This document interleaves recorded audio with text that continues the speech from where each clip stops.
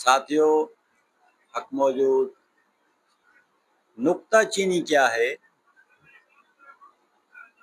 تصوف میں اپنی اصلاح کرنا یہ ہمارا منشور ہے۔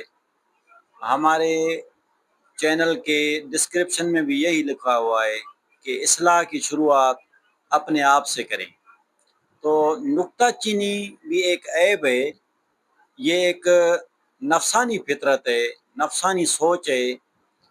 اپنے من کو بھی اس سے صاف کرنا پڑتا ہے۔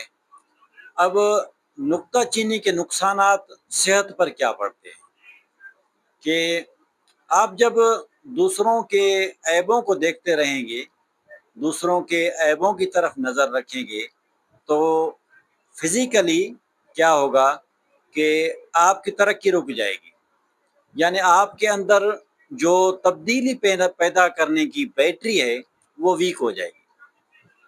یعنی آپ چاہیں گے کہ میں ترقی کروں، لیکن نہیں ہوگی، کیونکہ آپ اس بیٹری کو ویک کر رہے ہیں۔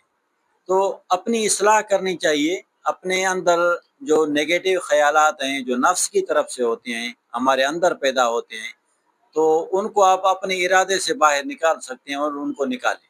ان کا طریقہ کار یہی ہوتا ہے کہ اپنے آپ کو ذکر و فکر کے ساتھ جوڑے رکھیں، اور اپنے پورے دن و رات میں تصور شیخ کے لیے تھوڑا سا ٹائم نکالیں، پابندی کے ساتھ بیٹھ کر تصور پیر کا مراقبہ کیا کریں، تو اس سے آپ کے من سے کدورتیں نکلتی رہیں گی، تو نکتہ چینی والی عادت بھی خود بخود نکل جائے گی، اور آپ کی بیٹری اسٹرانگ ہوگی، اور آپ کی ترقی یقینی ہے۔